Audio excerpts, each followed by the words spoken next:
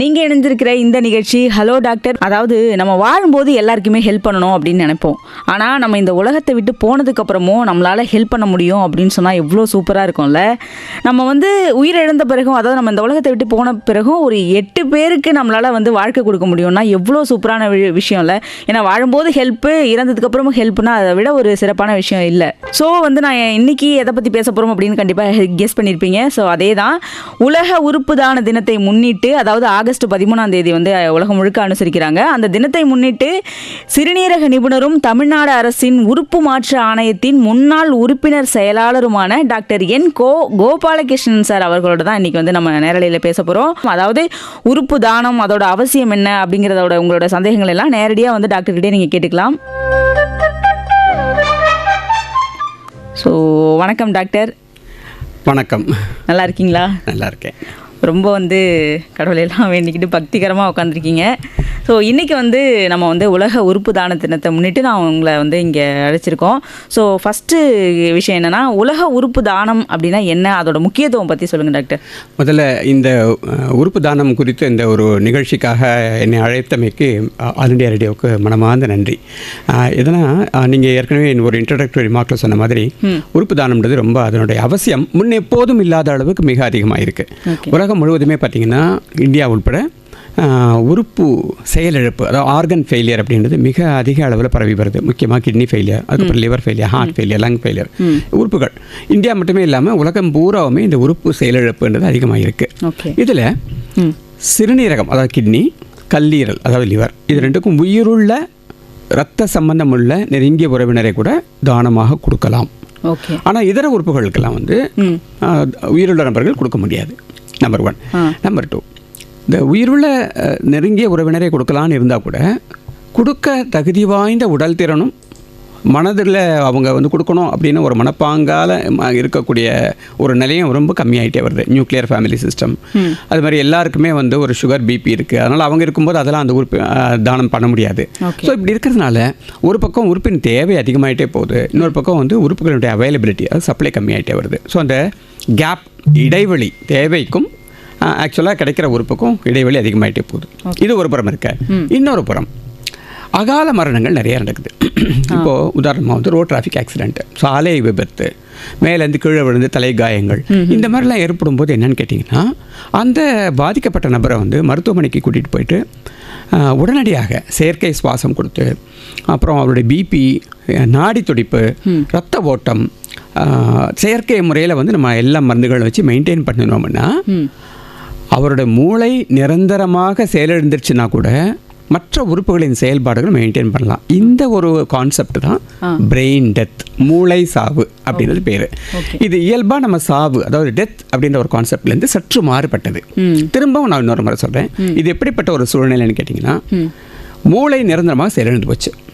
ஆனால் செயற்கை சுவாசம், மற்ற இதர மருந்துகள், மற்ற உபாயங்களெல்லாம் வச்சு முக்கியமான உறுப்புகளின் செயல்பாடை நம்ம மெயின்டைன் பண்ணிகிட்டு இருக்கோம். இதுக்கு பேர் தான் பிரெயின் டெத்துன்னு பேர். அந்த மாதிரி தருணத்தில் அந்த பாதிக்கப்பட்ட நபருடைய நெருங்கிய குடும்ப உறுப்பினர்கள் உறுப்புகளை தானமாக கொடுக்க முன் வந்தாங்கன்னா அந்த உறுப்புகளை நம்ம தானமாக பெற்று யாருக்கெல்லாம் அந்த கிட்னி ஆர்கன் ஃபெயிலியர் இருக்கோ அவங்களுக்கு தகுதியான நபருக்கு நம்ம கொடுக்கலாம். இதுக்கு பேர் தான் deceased organ donation transplant program அப்படின்னு பேர். இது உலக அளவில் உறுப்பு தான தினமாக ஆகஸ்ட் 13ஆம் தேதியும் இந்திய அளவில் ஆகஸ்ட் 3ஆம் தேதியும் நம்ம அனுசரிக்கப்படுகிறது. இப்போ தான் இந்தியாவுடைய நேஷனல் ஆர்கன் டொனேஷன் டே ஆகஸ்ட் 3ஆம் தேதி ஆச்சு. Okay sir. இப்போ நான் ஓப்பனிங்லேயே சொன்ன மாதிரி நம்ம இறந்த பிறகும் 8 பேரை நம்மளால் வாழ வைக்க முடியும்னு சொல்லி, அது 8 உறுப்புகள் என்னென்ன சார் முக்கியமான உறுப்பு? 2 கிட்னிங்க, தலா ஒவ்வொரு நபருக்கு ஒரு கிட்னி கொடுத்தாலே போதும். ஸோ 2 சிறுநீரகங்கள், கல்லீரல், இதயம், அதாவது ஹார்ட்டு, நுரையீரல், லங்ஸ், கணையம், பேங்க்ரியாஸ், ஸ்மால் இன்டெஸ்டைன், சிறுகுடல், இதை தாண்டிங்க தோல் கொடுக்கலாம், எலும்பு கொடுக்கலாம், கார்னியா, அதாவது கண் படலங்கள், கருவழி படலங்கள் இயல்பாக வீட்டிலே டெத் ஆச்சுன்னா கூட அது கொடுக்கலாம். இந்த மாதிரி ஒரு மூளை சாவு ஏற்பட்ட நபர் தான் கொடுக்கணும் அவசியம் கிடையாது. இறந்த பிறகு ஈவன் இருதய துடிப்பு நின்று நார்மலாக ஒரு டெத்துக்கு அப்புறம் கூட 6 மணி நேரத்துக்குள்ளே கருவழி படங்களை எடுக்கலாம். கை கூட கொடுக்கலாங்க, ஹேண்ட் டிரான்ஸ்பிளான்ட் கூட நடக்குது. கை எத்தனை மணி நேரத்துக்குள்ளே இல்லை, அது அது மூளை சாவு ஏற்பட்ட உடனே அந்த மீதி உறுப்புகள், இதர உறுப்புகள் எடுக்கும்போதே கை எடுக்கலாம். Okay sir. அந்த மாதிரி முக்கியமாக வந்து அதிகமாக தேவைப்படுறது வந்து சிறுநீரகங்களும் கல்லீரல், அதான் முக்கியமாக அதிகமாக தேவைப்படுது. அதனால் ஒரு நபரே வந்து அந்த உன்னதமான ஒரு தானம், அந்த ஒரு இக்கட்டான தருணமாக இருக்கும், திடீர்னு ஒரு அகால மரணம் நடந்திருக்கும், நடக்கவே கூடாது, எந்த குடும்பத்திலும் நடக்கக்கூடாது, அப்படி நடக்கும் ஒரு இக்கட்டான தருணத்தில் கூட, அந்த ஒரு சோகமயமான சூழலில் கூட குடும்ப உறுப்பினர்கள் வந்து இந்த நம்முடைய ஃபெல்லோ கண்ட்ரிமேன், அதாவது நம்மளை போன்ற நம்ம சக மனிதர்களுடைய கஷ்டத்தை, அந்த ஒரு கஷ்டமான சுச்சுவேஷனில் கூட அவங்க இன்னொருத்தர கஷ்டத்தை வந்து போக்கணும் அப்படின்னு ஒரு மனப்பாங்கோடு இப்போ நிறைய பேர் வந்து கொடுக்க முன் வர்றாங்க. இது வந்து we have to salute them. அதாவது அந்த ஒரு தருணத்தில் இப்படி ஒரு உன்னதமான ஒரு முடிவு எடுக்கிறாங்க பார்த்தீங்களா, ஒரு பெனவலண்ட்டாக, அதை வந்து நம்ம கண்டிப்பாக பாராட்டியே தரணும், வணக்கங்களை தெரிவிச்சுக்கணும். என்னென்னா இப்போ இந்த தானமாக கொடுக்கலைன்னா இந்த உறுப்புகள் நல்லா இயங்கி கொண்டிருக்கிற உறுப்புகள் வந்து மண்ணுக்கோ இல்லை நெருப்புக்கோ இரையாறதை காட்டிலும் அந்த உறுப்புகள் இதர மனிதர்களின் உடம்புக்குள்ளே போயிட்டு அவங்களுக்கு ஒரு செகண்ட் லீஸ் ஆஃப் லைஃப், ஒரு புனர்ஜென்மம் மாதிரி மறுவாழ்வு கிடைக்கிறது அப்படின்றத ஒரு மிகப்பெரிய விஷயம். இறந்த பிறகும் கூட அந்த உறுப்புகளின் செயல் மூலமாக அந்த நபர் வந்து இன்னும் வாழ்ந்து கொண்டிருக்கிறார் அப்படின்ற மாதிரி ஒரு மிக உன்னதமான ப்ரோக்ராம். நம்ம யாரோ ஒருத்தரோட உடம்புல நம்மளுடைய உறுப்பு வாழப்போகுது. அதாவது இறப்பு அப்படின்றது மிகவும் மிகவும் கடினமான, யார் இந்த குடும்பத்திலையும் ஃபேஸ் பண்ண முடியாத ஒரு துயரமான நிகழ்வு. அந்த துயரமான நிகழ்விலும் கூட இதர உறுப்புகளுடைய வாழ்க்கைக்கு தொடர்ச்சி அப்படின்னு ஒரு பாசிட்டிவாக மாற்றக்கூடிய ஒரு ப்ரோக்ராம் தான் இந்த deceased organ donation. Okay sir, ரொம்ப அழகாக சொன்னீங்க. நிகழ்ச்சியில் இணையக்கூடிய முதல் நேயர் யாருங்கன்னு பார்க்கலாம். வணக்கம் ரெயின்போ. மதிய வணக்கம் கவிதா மேடம். மதிய வணக்கம் சார், யார் எங்கன்னு பேசுறீங்க sir? Royapettah Venkat. Venkat sir, doctor கிட்ட உங்களோட சந்தேகங்களை கேளுங்க சார். வணக்கம் வெங்கட். வணக்கம் சார். வணக்கம் சார். மதிய வணக்கம் சார். வணக்கம் சார். ஒரு 2 டவுட் சார். சொல்லுங்கள் சார். இப்போ நீங்கள் முதல்ல உங்களுக்கு இந்த உறுப்பு தின வாழ்த்துக்கள், முதல்ல அந்த தினத்துக்கு உங்களோட அரிய சேவைக்கு மகத்தான நன்றி அண்ட் பாராட்டுகள். நம்பர் 1. ஓகே. நம்பர் 2, இப்போ பிரெயின் டெட்னு சொல்றீங்க. ஒரு பேஷண்ட் எவ்வளவு நாள் பிரெயின் டெட்டா இருப்பாங்க? எதனா அதுக்கு டைம் லிமிட் இருக்கா? 1 வாரம் 10? இப்போ கோமா ஸ்டேஜ் வந்து எப்போ மூச்சு பழம் தெரியாது, உருவம் மூச்சு மாத்திரம் தான் போயிட்டு இருக்கும். அவங்களும் more or less equivalent to brain dead patient மாதிரி தான் கோமா பேஷண்ட்டும் இருப்பாங்க டியூ அந்த ஏஜ் ஃபேக்டர்ல. பட் இந்த கேட்டகரியில எவ்வளவு நாளைக்கு ஒரு brain dead patient as a brain dead பேஷண்டா இருப்பாங்க? ரெக்கவரி ஆகிறதுக்கு வாய்ப்பு உண்டா? Back to normal. ஓகே. முதல்ல எனக்கு பாராட்டுதல்கள் தெரிவிக்கிறது காட்டிலும் இந்த உறுப்பு தான ப்ரோக்ராமில் வந்து பாராட்டுதலுக்கும் நம்மளுடைய வணக்கத்துக்கும் நன்றிக்கும் உரித்தானவர்கள் அந்த மூளைசாவை ஏற்பட்டு அவங்களுடைய தானங்கள் யாரிடம் பெறப்படுறதோ அந்த நபர்களுக்கு தான் நம்மளுடைய பாராட்டுதல் போகணும். அடுத்த பாராட்டு வந்து தானமாக கொடுக்க முன் வர்றாங்க பார்த்தீங்களா, அந்த குடும்ப நபர்களுக்கு தான் நம்மளுடைய வணக்கங்களை தெரிவிக்கணும். இதில் நம்ம வந்து இந்த ப்ரோக்ராமில் செயல்படும் சின்ன கருவிகளாக தான் நம்ம இருக்கோம், நம்ம முக்கியம் கிடையாது. நம்பர் 1. மிக நல்ல கேள்வி கேட்டீங்க. சில முக்கியமான விஷயங்களை நான் சொல்கிறேன், அது கரெக்டாக நீங்கள் அந்த கான்செப்டை புரிஞ்சுக்கணும். இறப்பு அப்படின்றது நம்ம எல்லாரும் சாதாரணமாக கன்வென்ஷனல் டெத்து, அதை என்ன இருக்கும், ஹார்ட் பீட் நின்று போயிடும், பல்ஸ் இருக்காது, நாடி துடிப்பு இருக்காது, ரத்த அழுத்தம் நீங்கள் செக் பண்ணிங்க, பிபி செக் பண்ணிங்கன்னா இருக்காது, எந்த அசைவும் இருக்காது, அதுதான் இறப்புன்னு சொல்கிறது. சரிங்களா? அது வேறு. இன்னொன்று நீங்கள் சொல்கிற கோமா அப்படின்றது, கோமாவும் மூளைசாவும் வேறு வேறு. கோமான்றது வந்து சுயநினைவு சுத்தமாக இருக்காது. ஆனால் கோமா ஏற்பட்ட பிறகும் கூட பல பேர் நீங்கள் ஏற்கனவே சொன்னபடி அவங்களே சொந்தமாக சுவாசம், அவங்களுக்கு இயல்பான சுவாசம் இருந்துக்கிட்டே இருக்கும். இயல்பான சுவாசம் இருக்கும் ஒரு நபருக்கு மூளை சாவுன்னு சொல்லவே முடியாது. அவங்க கம்ப்ளீட்டாக கோமாவில் இருந்தால் கூட அது வேறு. மூளை சாவுன்றது மூளையினுடைய செயல் முழுவதுமாக நிரந்தரமாக நின்று போச்சு. ஆனால் செயற்கை முறையில் சுவாசத்தை மூளை தண்டுவடத்தில் தான் வந்து உங்களுக்கு மூளை இருக்கிற பக்கத்தில் பிரெயின் ஸ்டெம்னு இருக்கும், மூளைக்கும் தண்டுவடத்துக்கும் மத்தியில். அங்கே தான் முக்கியமான சென்டர்ஸ்லாம் இருக்குது. இது சுவாசத்தை கண்ட்ரோல் பண்ண ரெஸ்பிரேட்டரி சென்டர், வேசோமோட்டார் என்று சென்டர்னு சொல்லக்கூடிய ரத்த அழுத்தத்தை தீர்மானம் பண்ணக்கூடிய, நாடி துடிப்பை தீர்மானம் பண்ணக்கூடிய சென்டர், அது எல்லாமே செயலிழந்து போகிறதுனால செயற்கை சுவாசம், செயற்கையாக பிபி மெயின்டைன் பண்ணுறதுக்காக சில மருந்துகள் அப்படிலாம் கொடுத்து மெயின்டைன் பண்ணுற ஒரு ஸ்டேஜ் தான் மூளைசாவு. மூளைசாவு ஏற்பட்ட பிறகு ரொம்ப நாள் வந்து மூளைச்சாவில் அப்படியே இருக்க முடியாது. எனக்கு தெரிஞ்சு வந்து 48 மணி நேரம், 72 மணி நேரம், அதிகபட்சம் 96 மணி நேரம் எல்லாம் வரைக்கும் கூட இருந்திருக்காங்க. இன்னும் கூட கொஞ்சம் முன்ன பின்ன போகலாம். மூளை நிரந்தரமாக செயலிழந்த பிறகு இதர உறுப்புகளினுடைய நம்ம செயல்திறனை வந்து மெயின்டைன் பண்ணுறது ரொம்ப ஒரு கஷ்டமான ஒரு விஷயம். போத் ஆர்ட் அண்ட் சயின்ஸ் அந்த மாதிரி. பொதுவாக ஒரு 2-3 நாளைக்குள்ளேயே வந்து அந்த தானத்தை பற்றி நம்ம பேச்சு ஆரம்பித்து தானத்தை உறுப்புகள்லாம் எடுத்து பண்ண ஆரம்பிச்சிருவோம். இதில் இன்னொன்று, இது ரெக்கவரி ஆக முடியுமான்னு ஒரு கேள்வி கேட்டிங்க. ரெக்கவரி ஆகிற ஒரு துளி ஒரு சான்ஸ் இருந்துச்சுன்னா கூட அது மூளை சாவு ஆகாது. மூளை சாவு என்பது நிரந்தரமாக மூளை செயலிழந்து விட்டதுன்னு உறுதிப்படுத்திக்கிட்டு அதுக்கப்புறம் ஆர்கன் எடுக்கிறது தான். இதை எப்படி உறுதிப்படுத்துறதுன்னா, முதல்ல கிளினிக்கல் எக்ஸாமினேஷனில் நரம்பியல் நிபுணர்கள் எல்லாம் பார்த்துட்டு, நரம்பியல் இல்லாட்டி இன்டென்சிவ் கேர் யூனிட்டில் இருக்கிற தீவிர சிகிச்சை பிரிவில் கூட நிபுணத்துவம் பெற்ற மருத்துவர்கள் அவங்க பார்த்துட்டு மூளை செயலிழந்து போச்சுன்னு ஒரு சந்தேகம் வந்த பிறகு பலவிதமான பரிசோதனைகள் செய்வாங்க. முக்கியமாக இந்த ஒரு பரிசோதனை, இந்த ஒரு டெஸ்ட் பாசிட்டிவாக இருந்தால்தான் மூளை சாவுன்னு நம்ம சர்டிஃபிகேஷன் கொடுக்க முடியும்னு சட்டம் இயற்றப்பட்டிருக்கு. அதுக்கு பேர் ஆப்னியா டெஸ்ட்டுன்னு பேர். அந்த ஆப்னியா டெஸ்ட்டு ஐயம் திரிபுர எந்த ஒரு டவுட்டும் இல்லாமல் பாசிட்டிவாக இருக்கணும். அதுவும் அது ஆப்னியா டெஸ்ட் பாசிட்டிவ் அப்படின்னு உறுதிப்படுத்துறதுக்கு 4 மருத்துவர்கள் கையொப்பமிட வேண்டும். அது ஆன பிறகும் கூட 6 மணி நேரம் கழித்து அதே ஆப்னியா டெஸ்ட்டு இன்னொரு முறையும் செய்யணும். இன்னொரு முறையும் 4 மருத்துவர்கள் கையெழுத்து போடணும். ஏன் இப்படி ஒரு விகரஸ் ஒரு தீவிரமான சட்டத்திட்டங்கள் எதுக்குன்னு கேட்டால், நீங்கள் கேட்ட அந்த கேள்வி தான். ஒரு துளியாவது திரும்ப இவங்க ரெக்கவர் ஆகிறதுக்காக ஒரு வாய்ப்பு இருக்குது அப்படின்ற அந்த வாய்ப்பை தவற விட்டுறக்கூடாதுன்றதுக்காக தான் இப்படி சட்டத்திட்டங்கள். ஸோ 2 ஆப்னியா டெஸ்ட்டு 6 மணி நேர இடைவெளியில் ஒவ்வொரு டெஸ்ட்டும் 4 மருத்துவர்கள் கையொப்பமிட்ட பிறகு தான் மூளை சாவுன்றது உறுதிப்படுத்தப்படும். அப்போ தான் நம்ம அவங்க ரிலேட்டிவ்ஸ் கிட்ட, குடும்ப உறுப்பினர்கள்கிட்ட உறுப்பு தானம் கொடுக்க முன்வருகிறார்களா அப்படின்றது நான் அவங்களுடைய கன்சென்ட் ஒப்புதலுக்காக பேச ஆரம்பிப்போம். ஓகே சார், நிகழ்ச்சியில் ஒரு நேயர் இருக்காங்க, யாருங்கன்னு பார்க்கலாம். வணக்கம் ரெயின்போ. வணக்கம் ரெயின்போ. ஐயா வணக்கம். நான் வேலூர் மாவட்டம் கட்டடையில் இருந்து சந்திரசேகர் பேசுறேன். வணக்கம். ஐயா, இந்த மூளைச்சாவு அப்படின்னு நீங்க சொன்னீங்க. இந்த மூளைச்சாவு இறந்தவங்க, பிரெயின் டெட் ஆனவங்க பொதுவாக அவர்களுடைய அந்த ஒரு உறுப்புகள் அது இதெல்லாம் நீங்க தானமா கூட கொடுக்கலாம், இனிமே இவங்க பிழைக்கிறதுக்கு வாய்ப்பே இல்லை அப்படிங்கிற மாதிரி டாக்டர் சொல்றாங்க. இப்ப எனக்கு என்ன கேள்வின்னா, இந்த மூளைச்சாவு அப்படிங்கறத ஒருத்தர் அடைஞ்சிட்டாரு அப்படின்னா அவர் எவ்வளவு நாள் வரைக்கும் அதே கண்டிஷன்ல இருப்பாரு? அவருக்கு மறுபடியும் ஏதாவது ரேர் கேசஸ்ல மறுபடியும் அவருடைய பாடி வந்து நார்மல் ஆகிறதுக்கு வாய்ப்பு அப்படிங்கிற ஒரு விஷயமே இருக்காதா? இந்த கேள்வி தான் இப்போ இதுக்கு முன்னாடி நம்ம அன்பர் நேயர் வந்து இப்போ கேட்டாங்க. விலாவாரியாக அதுக்காக நான் பதில் சொல்லிட்டேன்னு நினைக்கிறேன். மூளை சாவுன்னு உறுதிப்படுத்தப்பட்டு அந்த ஆப்னியா டெஸ்ட் 2 முறை சர்டிஃபிகேட் ஆச்சுன்னா திரும்ப அவங்க உயிர் பிழைத்து வருவதற்கு வாய்ப்பே இல்லை அப்படின்னு உறுதிப்படுத்தின பிறகு தான் நம்ம ஆர்கன் டொனேஷனை பற்றி பேச ஆரம்பிப்போம். ஓகே சார், அடுத்த நேரத்தை போகலாம். வணக்கம் ரெயின்போ. ஹலோ வணக்கம், யாருங்கிட்ட பேசுறீங்கம்மா? வணக்கம். வணக்கம், சொல்லுங்கம்மா, சொல்லுங்க. வணக்கம். அதாவது இந்த மூளைச்சாவு அடைஞ்சவங்க வயது வரம்பு இருக்கா அவங்களுக்கு அந்த இது உறுப்பு தானம் பண்றதுக்கு? மிக நல்ல கேள்வி.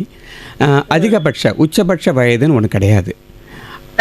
அந்த அந்த நபருடைய உறுப்புகள் எப்படி அதனுடைய செயல்திறன் இருக்குது. இப்போது 70 வயசு கூட ஒருத்தர் இருக்கலாம், 75 வயது கூட ஒருத்தர் இருக்கலாம். ஆனால் அவருடைய சிறுநீரகங்கள் நல்லா இருந்தது, அதை நம்ம அந்த லேப் டெஸ்ட் அதெல்லாம் வச்சு யூரின் அவுட்புட் நல்லா இருக்குது, கிரியாட்டின்னு சொல்லக்கூடிய அந்த ரத்த பரிசோதனை நல்லா இருக்குது அப்படின்னா தாராளமாக கொடுக்கலாம். அதே போல் தான் கல்லீரலும் வயது அப்படின்றது. ஆனால் உங்கள் கேள்வி ரொம்ப முக்கியமான கேள்வி. அப்படின்னா வயது அதிகமாக ஆக அந்த உறுப்பின் செயல்திறன் கம்மியாகிறதுக்கு வாய்ப்பு இருக்குது. ஆனால் இந்த வயதுக்கு மேற்பட்ட ஒரு நபர்கிட்ட உறுப்பு எடுக்கக்கூடாதுன்னு எந்த இதுவுமே கிடையாது. அது அந்த உறுப்பின் செயல்திறனை பொறுத்து தான் நம்ம முடிவு இருக்கும். சொல்லுங்க. உறுப்பு தானம் பண்றதுக்கு போனா ராஜீவ்காந்தி மருத்துவம் ஒரு சில இது வந்து 66 வயசு, எனக்கு ஒரு சில இது வைக்கிறாங்க. இது என்னன்னு கேட்டிங்கன்னா, உயிருடன் இருக்கும் நபர் அவங்க உறுப்பு தானம் கொடுக்க வரும்போது நம்ம அதை யோசிப்போம். ஏன்னு கேட்டிங்கன்னா, கொஞ்சம் வயதானவர்கள் இருக்கும்போது நீங்கள் ஒரு கிட்னி அவங்களுக்கு எடுத்துட்டாங்கன்னா இன்னொரு கிட்னி வச்சுட்டு உங்களுக்கு மேற்கொண்டு இருக்கிற வருஷங்கள் வந்து உங்களுக்கு பாதுகாப்பான ஒரு வாழ்க்கை இருக்காது அப்படின்னு ஒரு சந்தேகம் இருந்ததுன்னா கண்டிப்பாக ஒத்துக்க மாட்டாங்க. இது உயிருடன் இருக்கும் நபருக்கு வயது அதுக்கான ஒரு சட்டத்திட்டங்கள் வேறு, மூளை சாவு ஏற்பட்ட பிறகு இருக்கிறவங்க வயதுக்கு வேறு. அது இல்லை சார், ஒரு நிமிஷம். உடல் தானம் பண்ணணும்னா எங்க போய் அது அணுகணும்னு எனக்கு தெரியும் சார். அதனால தான் நான் இதை ஒரு முறை ராஜீவ்காந்திக்கு போனேன். ஆனால் அவங்க ஒரு சில ப்ரொசீஜர் சொன்னாங்க, அது என்னால் நடக்க முடியல. இல்லை நான் திரும்ப சொல்கிறேன். நீங்கள் சொல்கிறது உடல் தானம், அது வேற. இப்போ தானங்களே ஒவ்வொரு வித தானம் நான் சொல்லிட்டே வரேன். முதல்ல வந்து உயிருடன் இருக்கும் நபருக்கு கொடுக்கக்கூடிய உறுப்புகள் வந்து சிறுநீரகமும் கல்லீரல்னு ஒரு பகுதி தான் தர முடியும். ரெண்டாவது நான் இப்போ விலாவாரியாக பேசுனது மூளை சாவு ஏற்பட்ட நபர்லேருந்து பெரிய லிஸ்ட்டே சொன்னால் இந்த உறுப்புகள் எல்லாம் கொடுக்கலான்னு. நீங்கள் இப்போ கேட்குறது உடல் தானம், அதாவது இறப்பு ஏற்பட்ட பிறகு. இப்போ வீட்டிலேயே ஒரு சாதாரணமாக இறந்துட்டாங்க வயசானவங்க அப்படின்னா, எல்லா வீட்டில் வந்து இந்த கிரியைகள்லாம் முடித்த பிறகு நம்ம மயானத்துக்கு கொண்டு போகிறதுக்கு பதிலாக மெடிக்கல் காலேஜுக்கு கொண்டு போகிறது எதுக்காகனா, அந்த உடம்பை வச்சு மருத்துவ மாணவர்களுடைய அனாட்டமி படிப்புக்காக, ஆராய்ச்சிக்காகவும் படிப்புக்காகவும் கொடுக்கறது உடல் தானம். அது வேற. அது வந்து நீங்கள் பக்கத்தில் இருக்கிற மருத்துவக் கல்லூரி அணுகுங்க. அதில் வந்து அனாட்டமி டிபார்ட்மெண்ட், உடற்கூறியல் அனாட்டமி டிபார்ட்மெண்ட். அந்த டிபார்ட்மெண்ட்டுக்கு போனீங்கன்னா அவங்க ஒரு ஃபார்மெல்லாம் கொடுப்பாங்க. உங்களுடைய புகைப்படம், உங்களுக்கு கையெழுத்து அதெல்லாம் வச்சு ரெடி பண்ணி வச்சுருப்பாங்க. அப்படி ரெஜிஸ்டர் பண்ணினா தான் கொடுக்கணும் கூட அவசியம் இல்லை. நம்மளுடைய இந்த மாதிரி நான் இறந்த பிறகு என்னுடைய உடலை தானமாக கொடுக்கணும்னு அப்படின்னு எனக்கு ஒரு விளைவு இருந்தது அப்படின்னா, என்னுடைய குடும்பத்தார்ட்ட சொல்லிட்டேன்னா, எனக்கு குடும்பத்தார் வந்து இறந்த பிறகு கூட மருத்துவக் கல்லூரியை அணுகி தாராளமாக கொடுக்கலாம். இது இப்போ இந்த மாதிரி உடல் தானம் அப்படின்றது, இறப்புக்கு பின் உடல் தானம் அப்படின்றது மிக அதிக அளவு நடந்துட்டுருக்கு. திரும்பவும் சொல்கிறேன், இது உறுப்பு தானம் இல்லை, முழு உடல் தானம். படிப்புக்காக அது. சூப்பர் சார், நன்றிம்மா. ரொம்ப நன்றி சார், ரொம்ப நன்றி. நன்றி. ஸோ சூப்பராக சொன்னீங்க சார் இந்த விளக்கத்தை. நிறைய பேர்கிட்ட இந்த தவறான புரிதல் இருக்குது அப்படின்னு நான் நினைக்கிறேன். ஸோ நிகழ்ச்சியில் வந்து ஒரு நேயர் இருக்காங்க, யாருங்கன்னு பார்க்கலாம். வணக்கம் ரெயின்போ. வணக்கம் சார். வணக்கம். நுங்கம்பாக்கம் டேக் பண்ரோட்டை சேர்ந்த பூந்தமல்லி போஜராஜன் பேசுறேன் ஐயா. வணக்கம் ஐயா. எனக்கு 68 வயசு ஆகுது. நல்லதுங்க. எனக்கு வந்து தலை முதல் கால் பாத வரை நோய்கள் தான். எந்த நேரத்தில் போவேன்னு சொல்ல முடியாது. ஆனால் உதவி செய்யணும்னு ஆசைப்படுறேன். அது யாரை அணுகணும்? உடல் உறுப்புகள்லாம் முதல்ல இறை அருளால் நீங்கள் நல்ல ஆரோக்கியத்தோடு இன்னும் பல ஆண்டுகள் நல்ல வாழ்வு வாழணும்னு விஷ் பண்ணுறேன். இப்போ திரும்பவும் நீங்கள் இப்போ நான் ஏற்கனவே கடைசியாக சொன்னபடிக்கு மேபி உடல் தானத்தை பற்றி நீங்கள் பேசுகிறீங்கன்னு நினைக்கிறேன். நம்ம இறப்பு ஏற்பட்ட பிறகு உடல் தானம் நீங்கள் என்ன பண்ணுங்கள், மருத்துவக் கல்லூரி, சென்னை மருத்துவக் கல்லூரியாக இருக்கலாம், இல்லாட்டி கீழ்ப்பாக்கம் அரசு கீழ்ப்பாக்கம் மருத்துவக் கல்லூரியாக இருக்கலாம், இல்லாட்டி ஸ்டான்லி மருத்துவக் கல்லூரியாக இருக்கலாம், இல்லாட்டி ஓமந்தூராரில் இருக்கிற அரசு மருத்துவக் கல்லூரியாக இருக்கலாம். சென்னையிலேயே மருத்துவக் கல்லூரி 4 இருக்குது. எங்கே வேணால் நீங்கள் போங்க. அங்கே போயிட்டு அனாட்டமி டிபார்ட்மெண்ட், உடற்கூறியல் அப்படின்னு ஒரு துறைக்கு போங்க. உங்கள் அபாவை நீங்கள் தெரிவிச்சிங்கன்னா அவங்க உடனே ஹெல்ப் பண்ணுவாங்க. ரொம்ப சிம்பிள். சந்தோஷம். நன்றி சார். நன்றி. நிகழ்ச்சியில் இணையக்கூடிய அடுத்த நேர் யார் எங்கேன்னு பார்க்கலாம். வணக்கம் ரெயின்போ. வணக்கம். வணக்கம் மேடம். வணக்கம், யார் எங்கேருந்து பேசுகிறீங்க சார்? நான் குமார் பேசுகிறேன். டாக்டர்கிட்ட பேசுங்க. வணக்கம். டாக்டர் வணக்கம் டாக்டர். இப்போ வந்து பாத்தீங்கன்னா, இப்போ உடல் தானம்ன்றது, இப்போ உடல் தானம் பண்ணோம்னா அது எவ்வளவு நாள் இது பண்ணி இருப்பாங்க டாக்டர்? அதே மாதிரி பாத்தீங்கன்னா இந்த உடல் தானம் பண்ணும்போது அதுக்கு எதனா நம்ம ஃபர்ஸ்ட்ல ஒரு செலவு பண்ண வேண்டியது இருக்குமா? இப்போது நீங்கள் உறுப்பு தானமா உடல் தானமா இதை பற்றி கேட்குறீங்கன்னு எனக்கு தெரியல. நான் ரெண்டையுமே சொல்லிடுறேன். இப்போது நான் இந்த உங்களுடைய கேள்வியை நான் ஆதாரமாக வச்சு பொதுவாக திரைப்படங்களில் தவறாக சித்தரிக்கப்படும் சில விஷயங்களை பற்றி ஒரு கிளாரிஃபிகேஷன் கொடுக்கணும்னு பார்க்குறேன். இப்போ சில திரைப்படங்களை பார்த்துருப்பீங்க, உறுப்பு எடுத்துகிட்டு போயிருப்பாங்க, எங்கேயோ ஸ்டோர் பண்ணுவாங்க, வில்லன்கள்லாம் சேர்ந்துட்டு எங்கேயோ கடத்துவாங்க. அதெல்லாம் நடக்கவே நடக்காது. அதாவது ஒரு உறுப்பு அந்த மூளைசாவு ஏற்பட்ட நபர்கிட்ட இருந்தோ இல்லை உயிருடன் இருக்கும் ஒருத்தர் தானமாக கொடுக்கும் உறுப்போ குறிப்பிட்ட காலத்துக்குள்ளே உடனே பொருத்தி ஆகணும். அதை வந்து ஸ்டோர் பண்ணி எங்கேருந்து அங்கெல்லாம் கொண்டு வரலாம் பண்ண முடியாது. அதுவும் இருதயம் 5 மணி நேரத்துக்குள்ளே இன்னொரு நபருக்குள்ளே போய் ஆகணும். இப்போது திருச்சியிலேருந்து சென்னைக்கு ஒரு நபர் இருக்காங்கன்னு வச்சுக்கோங்களேன். என்ன பண்ணுவாங்கன்னா அதெல்லாம் கரெக்டாக கோஆர்டினேட் பண்ணி திருச்சியிலேருந்து அந்த ஹார்ட் எடுத்து உடனே ஃப்ளைட், அந்த ஃப்ளைட் எத்தனை மணிக்கு ஃப்ளைட்டோ அதுக்கு தகுந்த மாதிரி தான் அங்கேருந்து உறுப்பை எடுத்து உடனே ஃப்ளைட்டில் வந்து 1 மணி நேரத்தில் வந்து இங்கே ஏர்போர்ட்லேருந்து ஒரு விவிஐபிக்கு, ஒரு பிரதம மந்திரிக்கு கொடுக்குற மாதிரி ஒரு க்ரீன் காரிடார் எல்லா சிக்னலையும் தாண்டி அப்படி பதட்டமாக ஓடி வந்து ஒரு 4 மணி நேரத்துக்குள்ளே வச்சாதான், 4-5 மணி நேரத்துக்குள்ளே வச்சாதான் அந்த இருதயம் வேலை செய்யும். நுரையீரலும் கிட்டத்தட்ட அது மாதிரி 6 மணி நேரம் தான். கல்லீரல் வந்து அதிகபட்சம் ஒரு 7 மணி நேரம். சிறுநீரகம் மட்டும் நான் பதில் முடிச்சிடுறேன். சிறுநீரகம் மட்டும் கொஞ்சம் அதிக டைம் எடுத்துக்கலாம். நல்ல கோல்ட் ஸ்டோரேஜ் வச்சுட்டாங்கன்னா 12 மணி நேரம் வரைக்கும், சில இடங்களில் ரொம்ப ரேராக 24 மணி நேரம் வரைக்கும். ஆனால் உடனடியாக எவ்வளோ சீக்கிரமாக அந்த உறுப்பை யூஸ் பண்ணிடுவோமோ அப்போ தான் வந்து அந்த உறுப்பு வேலை செய்யும். இது நம்பர் 1. நீங்கள் உடல் தானம் இறந்த பிறகு படிப்புக்காக கொடுக்குறேன்னு சொன்னேன் பார்த்தீங்களா, அது இப்போ வருஷக்கணக்காக கூட பண்ணி யூஸ் பண்ணலாம். அதை நல்லா பதப்படுத்தி வைப்பாங்க. அந்த உடல் கெட்டு போகாமல் இருக்கிறதுக்காக பதப்படுத்தப்பட்டு அதுதான் சார் கேட்குறது. அதை நல்லா பதப்படுத்தி வைப்பாங்க. இப்போ முக்கியமாக சில இடங்களில் வந்து யாருன்னே தெரியாத ஒரு நபர் இறந்து போயிருக்கலாம். அதெல்லாம் கூட நமக்கு கவர்மெண்ட் ஹாஸ்பிட்டல் மார்ச் வரைக்கும் தான் போகும். அப்போ கூட என்ன பண்ணுவாங்கன்னா, எல்லா இடத்துலையும் விளம்பரப்படுத்துவாங்க. போலீஸ் வந்து தேடி பார்ப்பாங்க, யாரோட ஐடென்டிட்டிக்காக பார்ப்பாங்க. யாரும் இல்லாத பட்சத்தில் சில சமயம் என்ன பண்ணுவாங்கன்னா, அதை யூஸ் பண்ணிக்கிறதுக்கு அப்படின்றதுக்காக பதப்படுத்தி வச்சுருப்பாங்க. அப்பையும் கூட ஒரு 3 மாதம் 6 மாதம் வந்து யூஸ் பண்ண மாட்டாங்க. ஏன்னா எங்கேருந்தாவது யாராவது கிளைம் பண்ணி வந்தாங்கன்னா அவங்களும் தெரிஞ்சுக்கிறதுக்காகன்னு சொல்லிட்டு, ஸோ சில மாதங்களுக்கு அப்புறம் தான் யூஸ் பண்ண ஆரம்பிப்பாங்க. அது வந்து எவ்வளோ நாள் நல்ல பதப்படுத்தி வச்சுருந்தோம்னா எவ்வளோ நாள் கழிச்சு கூட யூஸ் பண்ணிக்கலாம். அது ஒன்றும் பிரச்சனை இல்லை. Okay doctor. இப்போ வந்து விபத்து ஆகுது பார்த்தீங்களா, அந்த உடலை எடுத்துப்பீங்களா? அதான் விபத்து ஏற்பட்டதுன்னா நிரந்தரமாக மூளை செயலிழந்து போச்சு, திரும்ப அவங்க பிழைக்கிறதுக்கு வாய்ப்பே இல்லை அப்படின்ற தருணத்தில் தான் எடுக்க முடியும். ஆனால் விபத்து ஏற்பட்டு சாலையிலேயே அவங்களுக்கு ஹார்ட் நின்று போச்சுன்னு வச்சுக்கோங்க, அதை எடுக்க முடியாது. விபத்து ஏற்பட்டு ஒரு சாலை விபத்தோ உயரத்துலேருந்து கீழே விழுந்தோ ஆன் த ஸ்பாட் அந்த இடத்துல இருதயமே நின்று போச்சு, இறந்து போயிட்டாங்க அப்படின்னா ஒன்றும் பண்ண முடியாது.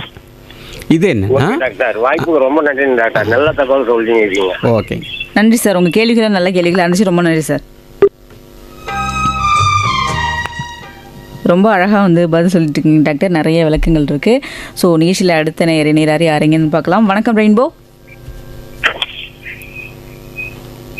இணைப்பில் இருக்கீங்க, பேசலாம் சார். வணக்கம் madam, Pattapuram Radhakrishnan madam. Okay sir. Doctor வணக்கம் ராதாகிருஷ்ணன் அவர்களே. வணக்கம். வணக்கம் சார். சார் இறந்த பிறகு உடல் உறுப்பு தானம் எப்படி சார் பண்ணுவோம் ஆராய்ச்சிக்கு மெடிக்கல்? அது முழு வீட்டிலேயே இயல்பான மரணம் ஏற்பட்ட பிறகா உடல் தானம் கொடுக்கறது. அது உறுப்பு தானம் கிடையாது, உடல் தானம், முழு உடல் தானம். உடல் தானம் வந்து மருத்துவக் கல்லூரிக்கு போயிடும். இப்போ நாங்களாம் மருத்துவக் கல்லூரி படிக்கும்போது ஃபஸ்ட்டு MBBSல முதல் ஆண்டே வந்துங்க, முதல்ல வந்து அனாட்டமினா உடலில் தலையிலேருந்து பாதம் வரைக்கும் ஒவ்வொரு உறுப்பினுடைய முழு தன்மையுமே தெரியணும். உள்ள இருக்கிற நரம்புகள், எலும்புகள், ரத்த ஓட்டம் எப்படி இருக்குது, அந்த திசுக்கள் கம்ப்ளீட்டாக தெரியணுங்க, எப்படி இணைப்பு இருக்குது, அதனுடைய ஸ்ட்ரக்சர். அதுக்கு பேர் தான் அனாட்டமின்னு பேர். அப்போ என்ன பண்ணுவோன்னா, ஒவ்வொரு பாகமாக அது கொஞ்சமாக ஸ்ப்ளிட் பண்ணி ஓப்பன் பண்ணி அதனுடைய மூலக்கூறுகள் எல்லாத்தையுமே நாங்கள் படிப்போம். அதுக்கு பேர் டிசெக்ஷன் அப்படின்னு பேர், ஆங்கிலத்தில் டிசெக்ஷன் பேர். உடற்கூறு ஆய்வு பண்ணுறது. முதல்ல அப்பர் லிம்பு, அப்புறம் லோவர் லிம்பு, கை கால்கள், முதல்ல கை, அப்புறம் வந்து வயிற்றுப்பகுதி, அப்புறம் நெஞ்சு பகுதி, அப்புறம் மூளை, கபாலம். இது எல்லாமே வந்து ஒரு வருஷத்துக்குள்ளே முழுமையாக படிக்கிறது தான் அனாட்டமி. ஸோ இது முழுமையாக மருத்துவ அறிவுக்காக கொடுக்கறது தான் முழு உடல் தானம்.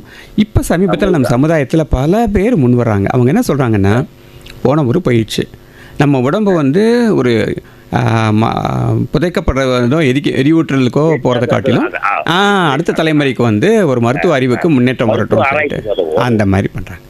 புது கண்டுபிடிப்புகளை கண்டுபிடிக்கலாம். ஆமாம், இது வந்து கல்வி, ஆராய்ச்சி காட்டிலும் கல்வி, முதல்ல அடிப்படை கல்வி. ஆமாம், கண்டிப்பாக. அதுதான் எப்படி சார் அது ரீசனு புரியல. அதான் அனாட்டமி ஃபர்ஸ்ட் இயரில் வந்து நமக்கு எல்லாம் சொல்லிக் கொடுப்பாங்க அந்த ப்ரொஃபஸர்ஸ். இது நம்ம தானம் பண்ணால் அதனுடைய முறைகள் எப்படி சார்? இப்போ நான் ஏற்கனவே இன்னொரு அன்பர் கேட்டாருங்க, திரும்ப நான் இன்னும் சொல்லிடுறேன்.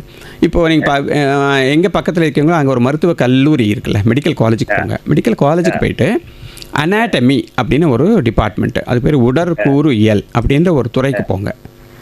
அங்கே போனீங்கன்னா ஒரு ஃபார்ம் கொடுப்பாங்க. அந்த ஃபார்மை ஃபில் பண்ணிவிட்டு உங்கள் கான்டாக்ட் நம்பர் கேட்பாங்க, ஒரு புகைப்படம் கேட்பாங்க, யாரை அணுகணும் அப்படின்னு சொல்லிட்டு. ரொம்ப சிம்பிள், அது வந்து ஒன்றும் பெரிய விஷயமே கிடையாது, ரொம்ப ஈஸியாக பண்ணிடுவாங்க, நல்ல உதவி பண்ணுவாங்க.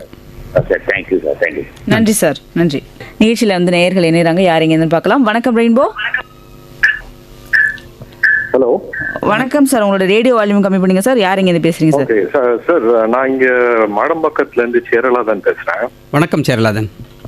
வணக்கம் சார். எனக்கு 2 கேள்வி இருக்கு. ஒன்று, இந்த உறுப்பு தானம்க்கு ரெடியாக இருக்கிற பேஷண்ட்டுக்கிட்டேருந்து ரெசிபியண்ட்டுக்கு நீங்கள் கொடுக்கும்போது other any charges involved for the recipient patient? யாருக்கு உறுப்பு கொடுக்குறோமோ அவங்க பணம் கொடுக்குமான்னு கேட்குறீங்க? ஆமாம், ஏன்னா நீங்கள் அந்த கிரீன் காரிடார்லாம் பண்ணீங்க, இட் இன்வால்வ்ஸ் மணி இல்லையா? ஆமாம், so that is why I was asking. அரசாங்க மருத்துவமனைகளில் எல்லாமே இலவசம் தாங்க. அரசாங்க மருத்துவமனைகளில் எந்த சார்ஜும் கிடையாது. தனியார் மருத்துவமனைகளில் ஒவ்வொரு மருத்துவமனைக்கு தகுந்த மாதிரி அவங்க சார்ஜிங் பேட்டர்ன் இருக்கும். அரசு மருத்துவமனைகளில் முழுவதுமாக இலவசம். இன்னொன்று, சில தனியார் மருத்துவமனைகளில் கூட இந்த இன்சூரன்ஸ் ஸ்கீம், ஹெல்த் இன்சூரன்ஸ் ஸ்கீம்னு கேள்விப்பட்டிருப்பீங்க. Comprehensive chief ministers health insurance scheme சொல்லிட்டு முதல்வரின் விரிவான மருத்துவ காப்பீட்டு திட்டம். அந்த காப்பீட்டு திட்டத்தில் பங்கு பெறக்கூடிய சில தனியார் மருத்துவமனைகள் இருக்குது. அந்த தனியார் மருத்துவமனைகளில் போயிட்டு நம்ம பொருளாதாரத்தில் பின்தங்கிய ஒரு நபர் வந்து எனக்கு தனியார் மருத்துவமனையில் இந்த ஸ்கீமில் நான் டிரான்ஸ்பிளான்ட் பண்ணிக்கிறேன், உறுப்பு மாற்று சிகிச்சை பண்ணிக்கிறேன்னு சொன்னால் அங்கே கூட அங்கே ஃப்ரீயாக தான் கிடைக்கும். Okay, so charges are different settings. ஆனால் திரும்பவும் நான் சொல்கிறேன், வலியுறுத்தி சொல்கிறேன், அரசு மருத்துவமனைகளில் முழுவதுமாக இலவசம். ஓகே, நன்றி சார். நிகழ்ச்சியில் நீங்கள் அடுத்த நேயர். வணக்கம். வணக்கம் கவிதா மேடம். வணக்கம் சார், யார் இங்கே பேசுகிறீங்க சார்? நான் போரூர் பொன்ராஜ் பேசுறேன். வணக்கம் டாக்டர். வணக்கம் பொன்ராஜ் அவர்களே. அதாவது எனக்கு இப்போ நான் ஒரு ஹாஃப் தான் வச்சேன். நான் கேட்குற கேள்வி யாரும் கேட்டாங்களான்னு தெரியல. என்னன்னா இப்போ வந்து ஒரு கேன்சர், ஒரு HIV, இல்லைன்னா ஒரு சுகர் பேஷண்ட், இல்லைன்னா ஆஸ்மா பேஷண்ட், இந்த மாதிரி உணவுங்க ஒரு மூளைக்கா வரைகிறாங்க. அந்த உறுப்பு அடுத்தவங்களுக்கு பொருத்த முடியுமா? மிக நல்ல அறிவார்ந்த ஒரு கேள்விங்க உங்களுக்கு. யாருக்கிட்ட மருந்து உறுப்புகள் எடுக்கலாம், எந்த உறுப்புகள் எடுக்கக்கூடாது அப்படின்றதுக்கு எங்களுக்கு சட்டத்திட்டங்கள் இருக்குது. இப்போது ஒருத்தருக்கு நீரிழிவு நோய், டயாபெட்டிஸ் இருக்குது அப்படின்னா, அவங்க உயிரோடு இருக்கும்போது நான் ஒரு கிட்னி கொடுக்க முன் வர்றேன், என்னுடைய கல்லீரலில் ஒரு பகுதி கொடுக்க முன் வர்றேன்னா பொதுவாக நாங்கள் தயங்குவோம், தரமாட்டோம். முக்கியமாக கிட்னி, சிறுநீரகம் தரமாட்டோம். ஏன்னா உயிரோடு இருக்காங்க, அவங்க இன்னும் பல வருஷம் வாழணும், நல்லபடியாக வாழணும், அப்போ தரமாட்டோம். ஆனால் அதே நபர் மூளை சாவு ஏற்பட்டுச்சுன்னா, ஜஸ்ட் பிகாஸ் அவங்களுக்கு வந்து அவங்களுக்கு நீரிழிவு நோய் இருக்குது அப்படின்றதுனால உடனே எடுக்காமலாம் விட மாட்டோம். அந்த நீரிழிவு நோயினால் சிறுநீரகம் பாதிக்கப்படாமல் இருந்தால், இருதயம் பாதிக்கப்படாமல் இருந்தால், அந்த உறுப்புகள் நல்லபடியாக இருந்துச்சு அப்படின்னா கண்டிப்பாக எடுத்துப்போம். அதுவே அந்த நீரிழிவு நோயினால் ஏற்கனவே சிறுநீரகம் அவங்களுக்கு பழுதுபட்டு இருக்குது அப்படின்னா அது எடுக்க மாட்டோம். இதே மாதிரி ஹெச்ஐவி அப்படின்றது வந்து ஒரு ஆக்டிவ் இன்ஃபெக்ஷன் இருந்ததுன்னா கண்டிப்பாக அந்த உறுப்புகள் எடுக்கக்கூடாது. ஆனால் சில பல மேலை நாடுகளில், ஈவன் இந்தியாவில் கூட ரொம்ப ரேராக நடந்திருக்கு. ஹெச்ஐவி முன்னாடி தொற்று இருந்திருக்கு, ஆனால் கம்ப்ளீட்டாக ட்ரீட்மெண்ட் எடுத்தாச்சு, இப்போ ரத்தத்தில் வந்து வைரஸ் கிடையாது அப்படின்னா அந்த நபர்கிட்ட இருந்து இன்னொரு நோயாளி, உறுப்பு செயலிழப்பு ஏற்பட்ட நோயாளி, அவருக்கு ஏற்கனவே ஹெச்ஐவினால் உறுப்பு நோய் பாதிக்கப்பட்டிருந்து டயாலிசிஸில் இருப்பாங்க, இவங்கள்ட்டேருந்து அவங்களுக்கு கொடுக்கலாம். ஆனால் கேன்சர் அதே மாதிரி சில கேன்சர் வந்து ரொம்ப மைல்டு கேன்சர், பல வருடங்களுக்குமா முன்னாடி வந்த கேன்சர், முழுமையாக குணமான கேன்சர் அப்படின்னா தாராளமாக கொடுக்கலாம். ஆனால் அதுலேயே சில கேன்சர்ஸ் வந்து வீரியம் மிக்க கேன்சர்ஸ்னால் தரக்கூடாது. அவங்களுக்கு அந்த உறுப்பும் எடுக்கலாமா? எடுக்கக்கூடாது. வீரியம் மிக்க கேன்சர் இருந்ததுன்னா அவங்களுக்கு வந்து மற்ற உறுப்புகளுக்கு பரவிறதுக்கு ஒரு ரொம்ப ரிமோட் சான்ஸ் இருக்குது அப்படின்றதுனால அது கூட நம்ம எடுக்க மாட்டோம். ரொம்ப நன்றிங்க சார். வணக்கம்ங்க. நன்றி சார், நன்றி. நிகழ்ச்சியில் இனி அடுத்த நேயர். வணக்கம். Hello, good morning doctor. டாக்டர்கிட்ட பேசுகிறேன். Good evening doctor. மாலை வணக்கம்ங்க சார். நான் வந்து மேடவாக்கத்துலேருந்து ஸ்ரீதர் பேசுகிறேன். சொல்லுங்கள் ஸ்ரீதர். எனக்கு வந்து இந்த உடல் தானம் அது இதெல்லாம் இப்போ டிஸ்கஸ் பண்ணுறாங்க இல்லையா? ஆமாங்க. நம்ம இறந்து போனதுக்கு பிறகு நம்ம போய் மெடிக்கல் காலேஜில் நீங்கள் ரெஜிஸ்டர் பண்ண சொல்கிறீங்க, அதெல்லாம் ஓகே. அது எல்லாமே நம்ம பண்ணிட்டு வந்துடுறோம்னு வச்சுக்கோங்களேன். ஆஃப்டர் அவர் டெத் நம்மளுடைய சன் அல்லது டாட்டர் அல்லது நெக்ஸ்ட் வாரிசுகள் இருக்காங்க இல்லையா? ஆமாங்க. அவங்களுக்கு அதை நம்ம தெரிவிச்சிருந்தா தானே அவங்க அங்கே இன்ஃபார்ம் பண்ணுவாங்க இல்லையா? ஆமாம். அவங்களுடைய டெசிஷன் ரொம்ப முக்கியம் இல்லையா? ஏன்னா after death we do not know what is happening. கண்டிப்பாக மிக நல்ல ஒரு குடும்ப உறுப்பினர்கள் வந்து அதுக்கு ஒத்துழைக்கணும் இல்லையா? ஆமாங்க. அதாவது உங்களுடைய கேள்வி அறிவார்ந்த கேள்வி மட்டுமே இல்லை, ரொம்ப ப்ராக்டிக்கல் கொஸ்டின். ஆமாம், ரொம்ப ப்ராக்டிக்கல்.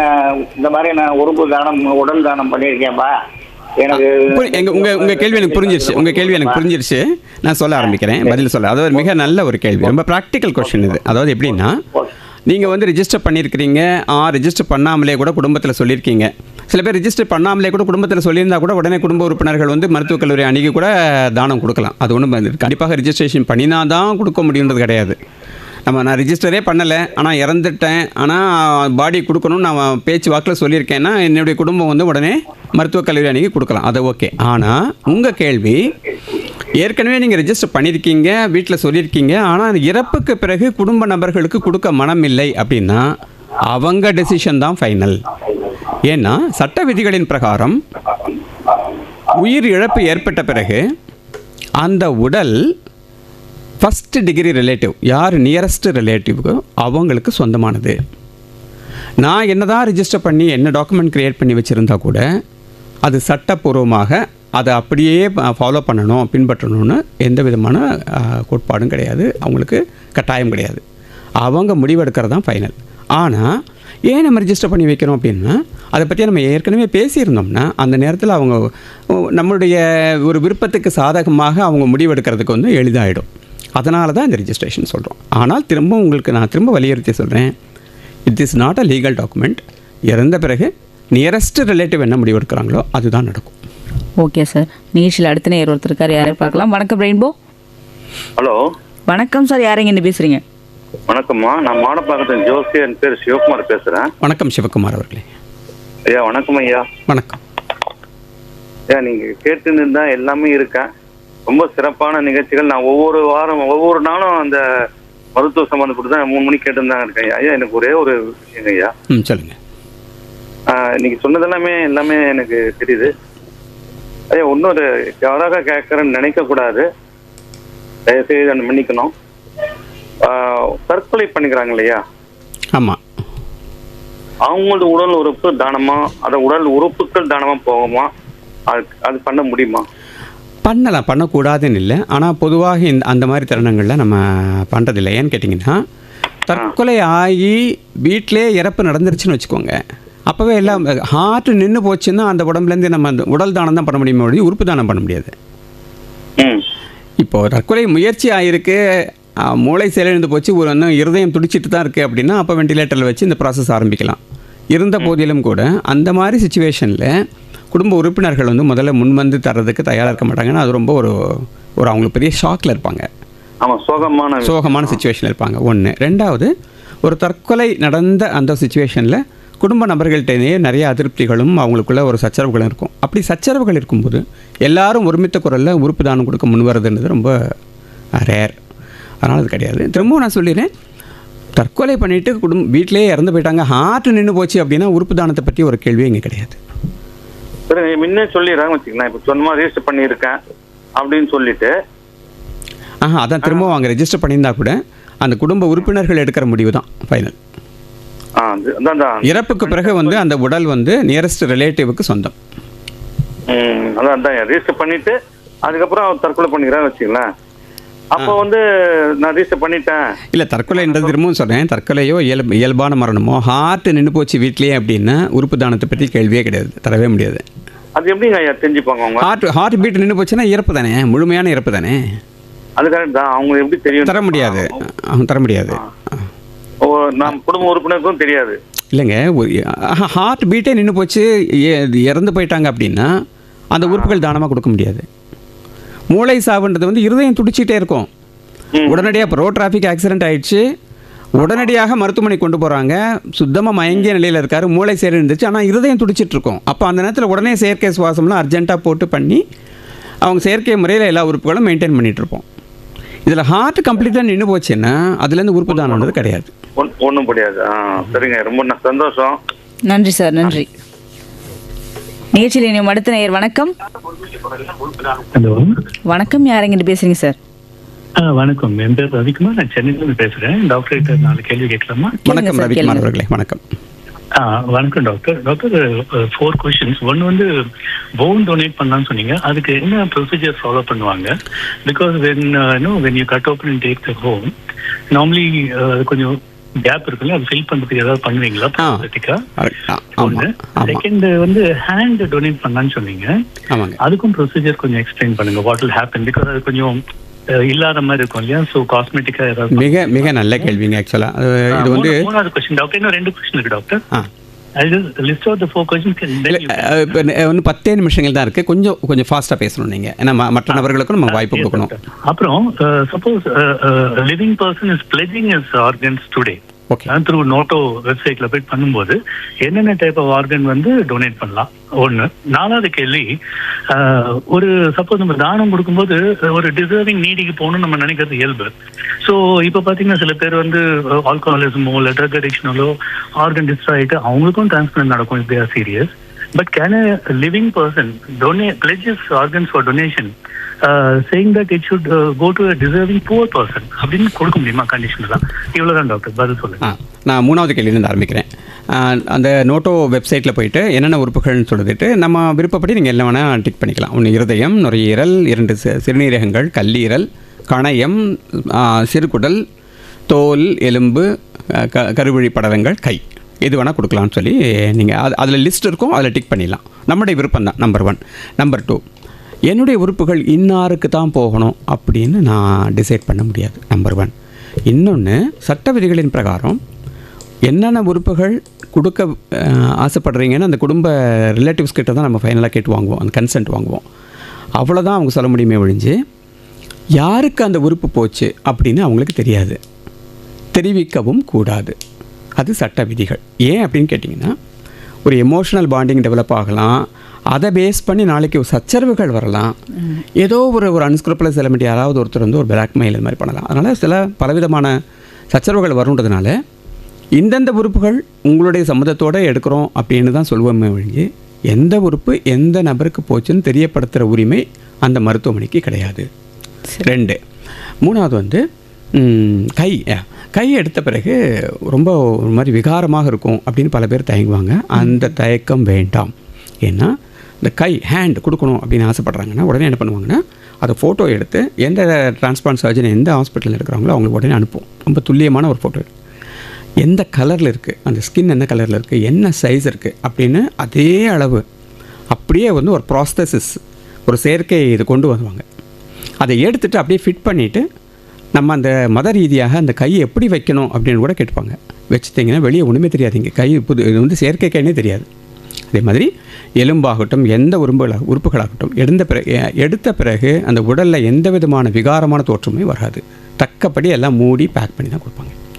சூப்பர் டாக்டர், நிறைய கேள்விகளுக்கு ரொம்ப அழகாக பதில் சொன்னீங்க. ஸோ நிகழ்ச்சி காலருக்கு வந்து அந்த கேள்வியோட பதில் புரிஞ்சிருக்கும் அப்படின்னு நினைக்கிறேன். நிகழ்ச்சியில் இணையக்கூடிய நிறைவு காலராக வச்சுக்கலாம் அப்படின்னு நினைக்கிறேன்.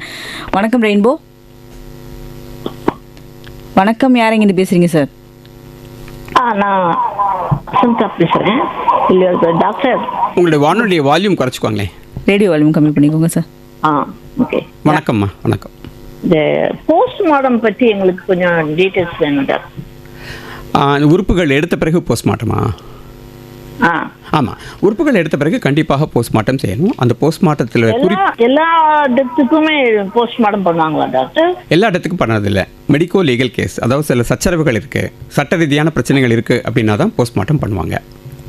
இப்போது மூளை சாவுலாம் வந்து ரோட் டிராஃபிக் ஆக்சிடென்ட், மேலேருந்து கீழே விழுறது, அதெல்லாம் வந்து மெடிக்கோ லீகல் கேசஸ் தான். ஸோ 10ல் 9 கேஸ்க்கு வந்து போஸ்ட்மார்ட்டம் பண்ண வேண்டிய கட்டாயம் இருக்கும். முக்கியமாக போஸ்ட்மார்ட்டத்தில் வந்து எந்தெந்த உறுப்புகள் எடுக்கப்பட்டிருக்குன்றதும் அந்த போஸ்ட்மார்ட்டம் பண்ண டாக்டர் மென்ஷன் பண்ணுவாங்க. இது போலீஸுடைய கன்சென்ட் வேணும். போலீஸ் பண்ணுவாங்க டாக்டர். என்னம்மா புரியலம்மா? எந்த ஆர்கன்ல செக்அப் பண்ணுவாங்க போஸ்ட்மார்ட்டம்? போஸ்ட்மார்ட்டம் உடம்பு பூரதமாக பண்ணுவாங்க, தலையிலேருந்து கால் வரைக்குமே ஃபுல்லாக அவங்களுடைய ரிப்போர்ட் போகும். அப்படியா? ஆமாம். Okay, fine. Thank you doctor. Welcome. நன்றிம்மா. டாக்டர், நிறைவாக வந்து என்ன கேள்வி அப்படின்னு பார்த்தீங்கன்னா, உறுப்பு தானம் செய்கிறதுல வந்து மக்கள்கிட்ட இருக்கிற தவறான புரிதல் வந்து என்ன அப்படின்னு கொஞ்சம் விளக்குங்க சார். இப்போ இவங்க கேள்விகள் வாயிலாகவே எல்லா ஒரு சில தவறான புரிதல்கள், கண்ணோட்டங்கள் அப்படின்றது எல்லாமே ஆல்மோஸ்ட் கிளாரிஃபை பண்ணிட்டோன்னு நினைக்கிறேன். ஒரே ஒரு பாயிண்ட் திரும்ப நான் சொல்கிறது என்னன்னு கேட்டிங்கன்னா, மூளை சாவு அப்படின்னு அந்த சர்டிஃபிகேஷன் ப்ராசஸ் வந்த பிறகு எந்த தயக்கமும் வேண்டாம். அதாவது திரும்பவும் அவங்க பழிச்சிருப்பாங்களோ அப்படின்னு மனசுக்குள்ளே தயக்கம் வேண்டாம், கிலேசம் வேண்டாம். ஏன்னா பிழைப்பதற்கு ஒரு துளியும் வாய்ப்பில்லை அப்படின்னு உறுதிப்படுத்தி கொண்ட பிறகு தான் இந்த உறுப்பு தானத்தை பற்றி பேசவே ஆரம்பிக்கிறாங்க. அதனால் உறுப்பு தானம் செய்ய வரும்போதும் கூட யாராவது உங்களுக்கு புறம்பாக பேசி இவங்க அப்பா மூளை சாவுன்னு சொல்லிட்டாங்க, நீங்கள் காப்பாற்றப்பட்டிருக்கலாம் அப்படின்னு வேணும்னே உங்களுக்கு ஒரு எதிர்மறை பிரச்சாரம் பண்ணால் தயவு செய்து அதை நம்பாதீங்க. திரும்பவும் எந்த மருத்துவமனையில் எந்த டாக்டர் மூலமாக உங்களுக்கு நடந்ததோ அவங்கள்ட்டே நீங்கள் கிளாரிஃபிகேஷன் போங்க. சட்டத்திட்டங்கள், மிக நல்ல சட்டத்திட்டங்கள் இருக்குது. அந்த கன்ஃபர்மேட்டரி டெஸ்ட் மட்டுமே 4 டாக்டர் சைன் பண்ணணும், அதுவும் 2 முறை பண்ணணும், 6 மணி கேப்பில். ஒரு துளி கூட அதில் வாய்ப்பு இருக்காது. நம்பர் 1. நம்பர் 2, இந்த உறுப்புகள் புதைக்கப்படும் போது மண்ணுக்கோ எரிக்கப்படும் போது சிதைக்கோ நெருப்புக்கோ போகிறது. அது வந்து நம்மளை மாதிரி சக மனிதர்களுக்கு ஒரு புனர்வாழ்வு, அதாவது மறுவாழ்வு கிடைக்கும் அப்படின்ற ஒரு உன்னதமான ஒரு தானம் அது. அப்படிப்பட்ட ஒரு சூழ்நிலை யாருக்குமே நம்ம எந்த குடும்பத்திலையுமே வரக்கூடாது. இதை பற்றி பேசும்போது ரோட் டிராஃபிக் ஆக்சிடெண்ட்டை பற்றி 100 முறை நம்ம பேசணும். ஆக்சிடெண்ட் நடக்கக்கூடாது, சாலை விதிகளை நமக்கு பின்பற்றணும். அதே மாதிரி வேலை செய்யும் இடங்களில் அந்த பாதுகாப்பு விதிகளை பின்பற்றணும். மேலே இந்த ஃபாலிங் ஃப்ரம் ஹைட் வரக்கூடாது. எல்லா சட்ட விதிகளையும் நம்ம ஃபாலோ பண்ணணும். எந்த குடும்பத்திலையுமே அகால மரணம் நடக்கக்கூடாது. இன்னொன்று சொல்கிறேன், எல்லாமே ஆக்சிடென்ட் எடுத்து கிடையாதுங்க. மெடிக்கல் காசஸ், சில பேருக்கு மூளையிலேருந்து ரத்த கசிவு, மூளையில் ஒரு சின்ன ரத்த குழாய் வெடித்து ரத்த கசிவு ஏற்பட்டு எந்த அடிக்கடியெல்லாம் படாமலே கூட மெடிக்கல் காசும் இருக்குது. ஸோ இந்த மாதிரி அகால மரணம் எங்கேயும் நடக்கக்கூடாது. ஆனால் நடந்து கொண்டிருக்கும்போது அந்த உறுப்புகள் வீணாக போகாமல் சக மனிதர்களுக்கு போகணும். ஏன்னா உறுப்பு செயலிழப்பால் ஒரு நபர் இருக்காங்க அப்படின்னா அவர் மட்டுமே இல்லை, அவர் சார்ந்த குடும்பம் முழுவதுமே ஒரு மிக துயரமான ஒரு சிச்சுவேஷன் இருக்காங்க. அப்படி இருக்கும்போது அந்த உறுப்பு யாருக்கு தேவைப்படுதோ அந்த உறுப்பு அவங்களுக்கு போகணும். இதில் தமிழ்நாடு தான் இந்தியாவிலே முன்னோடி மாநிலமாக இருக்குது.